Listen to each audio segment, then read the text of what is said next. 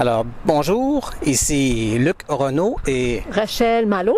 Alors, cette semaine, nous en sommes à la scène 1 de l'acte 2 de la pièce de théâtre de Bernard Frippiat. Et ici, on simplifiait l'orthographe.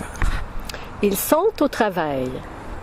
Règle numéro 1. Les S sont supprimés.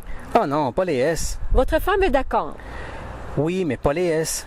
Vous préférez aller en prison? Écrivez.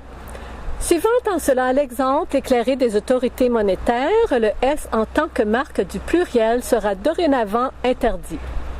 Règle numéro 2. On va aborder cette règle du M devant le B et P. Je n'ai jamais pu la blairer, celle-là. Ce n'est pas nous, ce sont les Romains. Les Romains? Ils n'avaient pas de dentiste. Quand l'une de vos dents de devant bouge, vous allez chez le dentiste. Il l'enlève et en met une fausse. Mais Jules César, quand une de ses dents bougeait, qu'est-ce qu'il disait? Pour vous, Quesadour. Et pour Quesadour, il évitait de souffler. Imaginez, vous êtes Cléopâtre, en blonde, et moi, Jules César, à la retraite. Quand Juju frappait à la porte de Cléo, Cléo disait « Intra », ça voulait dire « entre ». Quand elle dit « un », elle tire. Quand elle dit « tra », elle tire. Elle ne souffle pas. Sa dent tient. Regardez, je ne souffle pas. Intra, intra, intra. Maintenant, si après le 1, je mets un P, impôt. Impôt, impôt, impôt. Je ne souffle pas. Ma dent est toujours là. Ne la cherchez pas. Elle est toujours dans ma bouche. Voilà pourquoi les Romains mettaient un M devant le P. Ce n'est pas nous, c'est eux. Oui, mais nous, on s'en fout.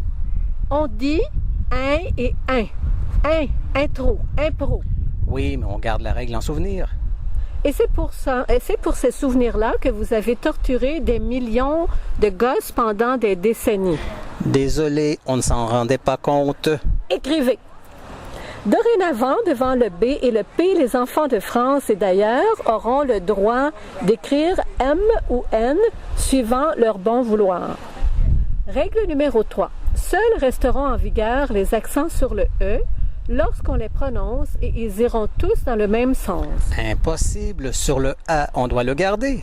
Si on ne veut pas confondre la préposition à devant je vais à la maison et le verbe avoir dans il a réussi, on doit garder l'accent, sinon on va les confondre.